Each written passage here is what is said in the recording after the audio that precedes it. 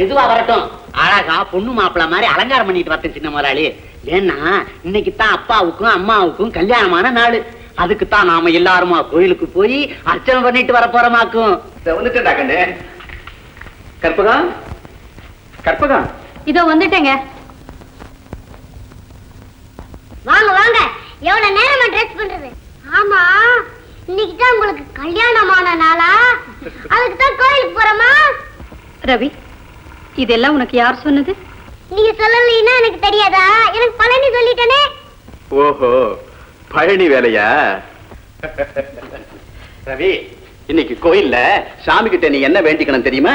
என்னப்பா? சாமி சாமி சாமி சாமி, சீக்கிரமா எனக்கு ஒரு தங்கச்சி பாப்பா வேணும். சீக்கிரமா எனக்கு ஒரு தங்கச்சி பாப்பா வேணும். ரவி, என்னம்மா மறைக்கிற? அப்பா பாப்பா வேணும் பாப்பா வேணும் சொல்றாரு. நீ பாப்பா தானே கொண்டாட மாட்டேங்கிற. ஏதேது அப்பா மாதிரியே பேச ஆரம்பிச்சிட்டியே. அப்பா புள்ள தானே. அப்படி சொல்லுடா ரவி.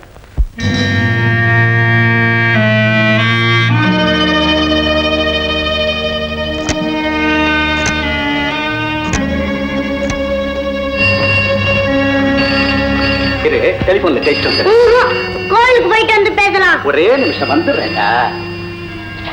ரவி, அப்பா பேசிட்டு வரட்டும். நீயும் பழனியும் போய் கார்ல உட்காருங்க. சின்ன முதலாளி போலாமா? நடங்க. ஹலோ மூர்த்தியா? என்னப்பா? இல்ல, நித்யானந்தம் பேசுறேன். மிஸ்டர் சதானந்தம், பணம் தயார் பண்ணிட்டீங்களா? ஏன்னா 2 மணி நேரத்துக்குள்ள பணம் கட்டலைன்னா சரக்கு விட்டு கொடுக்க மாட்டேன்னு ஒரே அடியா தகராறு பண்ணலாம். அதனால நீங்க பணத்தோட வரலன்னா ரொம்ப சிரமப்பட்டு போவோம். ஆமா, நான் மூர்த்தி இங்க காத்துக்கிட்டேன். அந்த பார்ட்டி தகராறு பண்ணுவான்னு எனக்கு முதல்லயே தெரியும். அதனாலதான் என் சொத்து மேல 1,70,70,000 கடன் வாங்கி வச்சிருக்கேன். இன்னும் 30,000 தான் தேவை. டோன்ட் வரி, நான் எப்படியும் மொத்த பணத்தோட உடனே அங்க வந்து சேர்றேன். என்ன கற்பகம் அப்படியே திகைச்சு நின்னுட்ட? பிசினஸ் விஷயம், ஒரு அட்ஜஸ்ட்மெண்ட், அவ்வளவுதான். நான் அதை பத்தி கவலைப்படலீங்க. 30,000 ரூபாய் எப்படி தயார் பண்ண போறீங்க? நானே நேர்ல போய் கேட்டா எத்தனையோ பேர் பணம் கொடுக்க தயாரா இருக்காங்க. இருந்தாலும் நீங்க மேற்கொண்டு கடன் வாங்குறது எனக்கு இஷ்டம் இல்லைங்க. அதனால என் நகைகள் தான் இருக்கேன். அதை வித்து பணத்தை எடுத்துக்கன்னு சொல்றியா? சிச்சி, மனைவியோட நகைகளை வித்து பணம் வாங்குறதை விட மானக்கேடான விஷயம் உலகத்துல வேற எதுவுமே இருக்க முடியாது. பரவாயில்லை, ஒன்னும் யோசிக்காதீங்க. நாம வெளியில கடன் வாங்குறதை விட இது ஒண்ணும் மானக்கேடான விஷயம் இல்லை.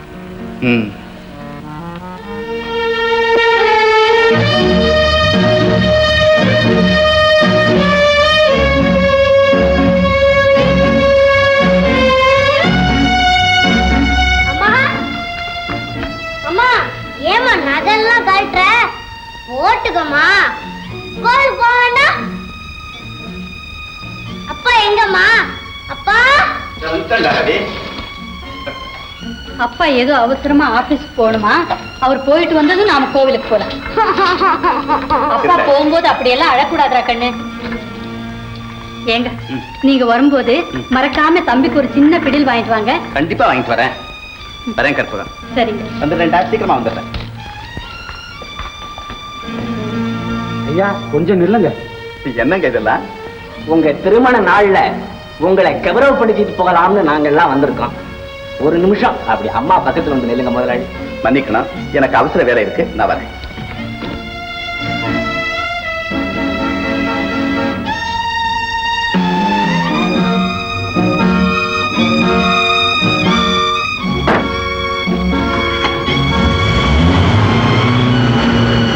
எப்போ வந்தாலும் நம்ம கையாலே இந்த மாலையை போட்டுட்டு தான் போகணும். மிஸ்டர் நித்யானந்தம், நம்ம பார்ட்னர் சதானந்தம் பணம் கொண்டு வரலன்னா நம்ம பிசினஸ், நம்ம கௌரவம் எல்லாம் என்ன ஆகிறது? நமக்கு என்னப்பா கௌரவம் இருக்கு? இந்த நேரத்துல பணம் போடலைன்னா அவருடைய கௌரவமே பாதிக்கப்படும் அவருக்கு நல்லா தெரியும். அவர் சாதாரண ஆள் இல்ல மூர்த்தி, பெரிய பிசினஸ் மேக்னட். அப்படி இருந்தா அவர் உன்னை என்னையும் பார்ட்னரா சேர்த்துக்கு வராங்க. அதுதான் பிசினஸ் டாக்டிக்ஸ். கணக்குல நான் புலி, காரியத்துல நீ வேங்கி. இப்படிப்பட்ட சாமர்த்தியசாலிகளை சம்பளத்துக்கு வச்சா கம்பெனி உருப்படாது. பார்ட்னர்ஸ்னா அதிக பாகத்துக்கு ஆசைப்பட்டு சின்சியர் உழைப்புங்கிறதுக்கு தான் நம்ம சேர்த்து வச்சிருக்காரு தெரியுமா? அவருடைய நிலைமைக்கு நம்மையும் உயர்த்திக்க வழி தேடுறதை விட்டுட்டு நீ வெட்டியா பேசிக்கிட்டு இருக்க மூர்த்தி. நீ போய் வேலை பாரு.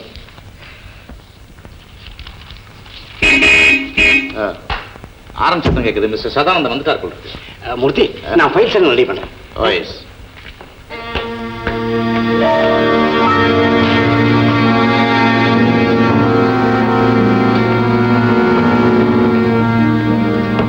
Hello mister Sadanandam, everything okay?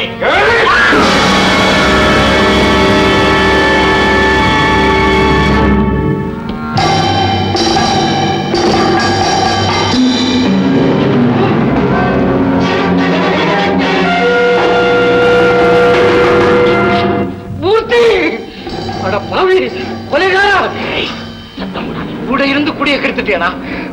அந்த நல்லவரை கொண்டுட்டேனா?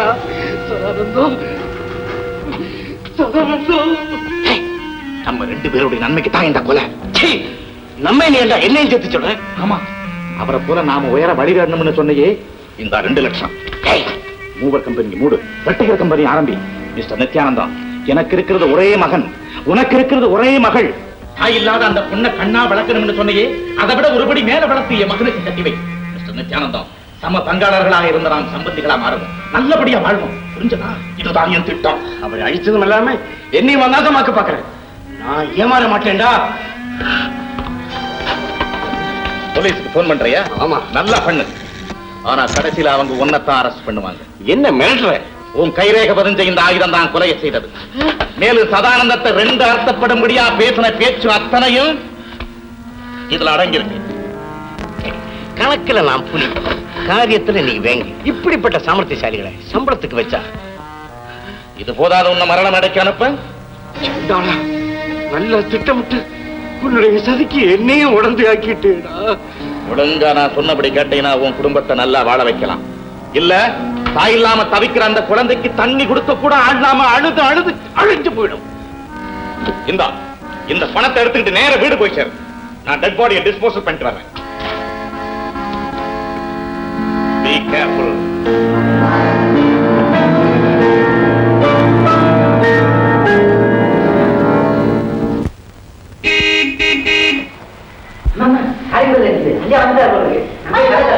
இல்லை, நான் போய் கதை சொல்றேன்.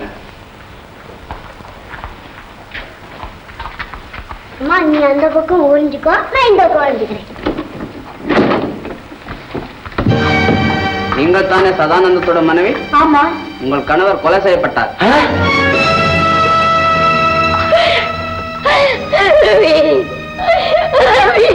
அப்பா எங்கம்மா? அப்பா நம்மள அனாதையா விட்டுட்டு போயிட்டாரு. எங்கம்மா போயிட்டாரு? அம்மா, அம்மா, அம்மா, அம்மா, அம்மா, அம்மா, அம்மா, இந்த முதலாளி. அம்மா, அம்மா.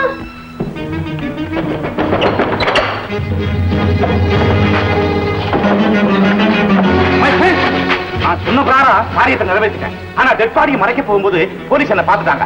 நான் அவங்க கிட்ட தப்பிச்சிட்டேன். ஆனா என்னைக்கு இருந்தாலும் போலீஸ் என்ன பிடிக்கிறதுக்காக ட்ரை பண்ணுவாங்க. என் மகனையும் எங்க அக்காவையும் நித்யானந்த வீட்டுல ஒப்படைச்சிட்டு நான் தலைமறைவா இருக்க போறேன். ஆனா நீங்க ஜாக்கிரதையா இருக்கணும். மை ஃப்ரெண்ட்ஸ், ஜாக்கிரதை. Ready sir. ஆனா உங்களை நான் அடிக்கடி வந்து மீட் பண்ணுவேன். Don't worry, I will come. நீங்க ஜாக்கிரதை சார். உன்னை கொண்டவன் இப்போ என்ன தூக்குமடைக்கு அனுப்புறேன்னு சொல்றான். ஆண்டவனே, என் குழந்தையை அனாதையாக்கிடுவானா? யாருங்க?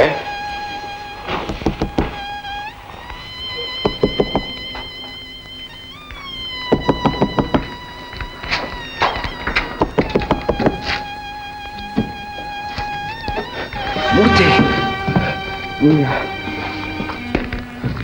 ஏன் பயப்படுற? நித்யானந்தம் எங்க அக்கா, என்னுடைய மகன். உன் குழந்தையும் தாயில்லா பிள்ளைதானே. இந்த 2 பேரையும் வளர்த்து படிக்க வச்சு ஆளாக்கி பருவத்துல கல்யாணம் பண்ணி கொடுக்க வேண்டிய பொறுப்பை உங்ககிட்டையும் எங்க அக்கா கிட்டையும் ஒப்படைச்சிருக்கேன். உன் குழந்தையை நான் வளர்க்கணும், அவ்வளவுதான். அப்படியே ஆகட்டும் மூர்த்தி, அவங்க இங்கே இருக்கட்டும். அது மட்டும் இல்ல நித்யானந்தம், நான் சொன்னனே, என் மகனுக்குத்தான் உன் மகளை கல்யாணம் பண்ணி கொடுக்கணும். மறந்துடாத. சரி மூர்த்தி, சரி. ஜாக்கிரதை. வர வாங்கம்மா. பழனி, அவர் ஏக்கத்திலேயே இவன் படுத்த படுக்கை ஆயிட்டானே. கவலைப்படாதீங்க. அம்மா, அம்மா, என்னடா கண்ணு? எனக்காக அப்பா கிட்ட பிடியில் வாங்கிட்டு வர சொன்னேன். அதோ அவரே வாங்கிட்டு வந்துட்டாருமா. அவரே வாசிக்கிறாருமா. ரவி, நீ என்ன மோசம் பண்ணிடாதடா கண்ணு. அவரை உன் கண்ணியே வச்சிருக்கிற உன் கண்ணீரை நான் எப்படி துடைக்க போறேன்னு எனக்கு தெரியலடா கண்ணு. அம்மா, உங்கள் வீட்டுக்காரர் பட்ட இந்த கடனுக்கு இந்த வீட்டை சப்தி செய்ய கோர்ட்லயே உத்தரவு வாங்கி விட்டாரமா? கடவுளே, அவனையும் இழந்து இந்த குழந்தையோடு நான் எங்க போவேன்? அம்மா, ஏம்மா கவலைப்படுறீங்க? உங்க அடிமை நான் ஒருத்தர் இருக்கம்மா. உங்களுக்கு ஆயுசு புறா நாயா உழைச்சு காப்பாத்த நான் இருக்கம்மா. பழனி, அம்மா ஒண்ணு யோசிக்காதீங்க, வாங்கம்மா என் வீட்டுக்கு போலாம். பழனி, ஐயாவோட படத்தை மட்டும் எடுத்துக்கிட்டு வா. சரிம்மா. அம்மா, இதுல ஒரு கையெழுத்து போடுங்க.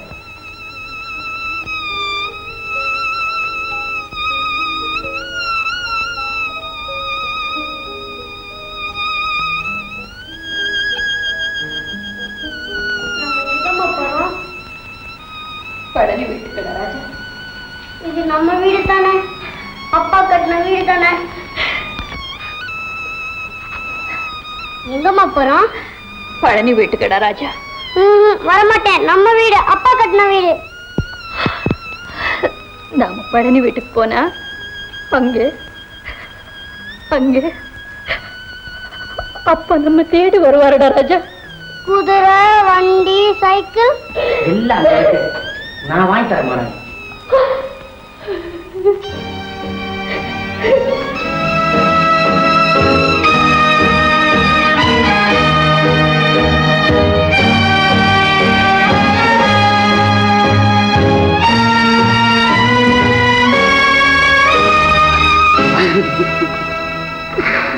சதானந்தம், வாழவும் முடியாம சாகவும் முடியாம தவிச்சுக்கிட்டு இருக்கிறானா?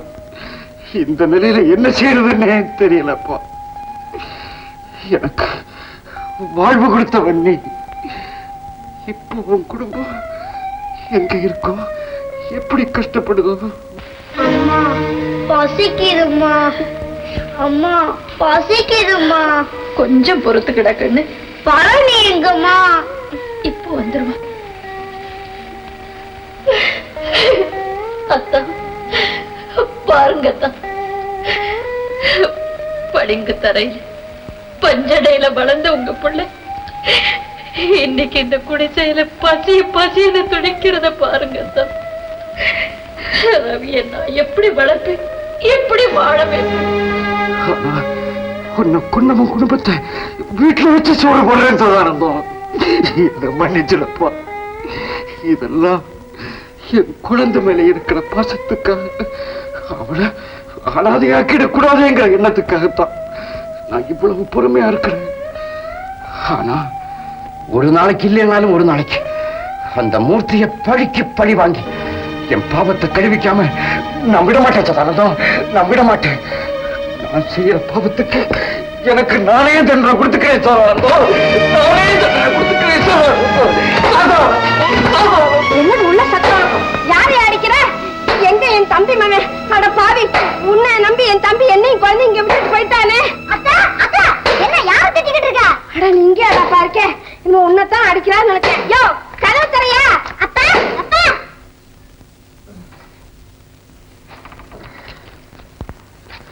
என்னம்மா உள்ள என்ன டப்பு டப்புன்னு சத்தம் கேக்குது? டப்பாஸ் அடிக்கிறீங்களாப்பா? ஆமாம்மா, வாழ்க்கை பட்டாசு. எனக்கு எனக்கு கூட வேணும் மாமா. ஆனை பட்டாசு, பானை பட்டாசு, எல்லா பட்டாசும் வாங்கி கொடுங்க மாமா. சரியான பச்சை குழந்தையா நீங்க. பசங்களுக்கு வெடிச்சு கட்டாம கதவை சாத்திக்கிட்டு டுப்பு டுப்புன்னு வெடிச்சா எப்படி?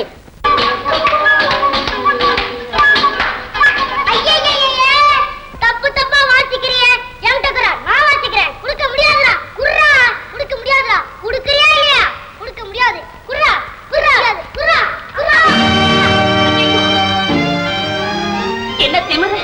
அதுதான் உள்ளதெல்லாம் போய் ஒண்ட கூட இடம் இல்லாம ஒண்டிட்டு இருக்கீங்களே. சின்னமா திமிர் அடங்கல. இங்கே இருடா வர.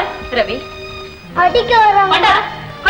என்னம்மா, என் பையனோட கொட்டாமச்சு வயனை பிடிக்கிட்டு என் பையனை வேற அடிக்கிறான். என்ன இருந்தாலும் இதை துடுக்க கூடாது. கொஞ்சம் அடக்கியே வைங்க. தெரியாம செஞ்சுட்டேன், மன்னிச்சுடுங்கம்மா. கொட்டாடா விடு. அப்படியே செய்யக்கூடாதுடா கண்ணு, தப்பு. இத்தனோண்டா இருந்தாலும் விஷம் விஷம். அடடே அக்கா காளி, என்னக்கா யாருக்கிட்ட வந்து என்னென்ன பேசணும்னு தெரியாதா? ஐயோ சரி நீ போ, நான் பாத்துக்கிறேன். ஏண்டா வயல் நண்டுகளா நீங்களா பிள்ளைகளாடா? போங்கடா அடிச்சு வேணாம்.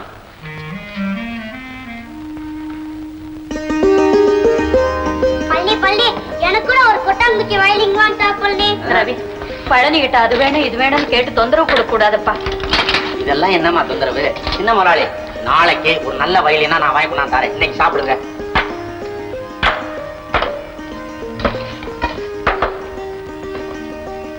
இது வந்து அவியல், இது வந்து பொரியல், இது வந்து துவையல், இது இருக்கே இதுதான் கூட்டு. சின்ன முதலாளி, எது வேணாலும் கேட்டு சாப்பிடுங்க. பழனி, நான் கேக்குறேன்னு கோவிச்சுக்காதப்பா. இவ்வளவு பதார்த்தங்களோட உனக்கு எப்படி சாப்பாடு கொண்டு வர முடியுது? என்னம்மா நீங்க, இதை விட நல்ல சாப்பாடு போட முடியலையேன்னு நான் எவ்வளவு வருத்தப்படுறேன் தெரியுமா? அது வந்து ஒண்ணு இல்லம்மா, நான் போய் பார்த்துட்டு வந்துடுறேன். நீங்க நான் பார்த்துட்டு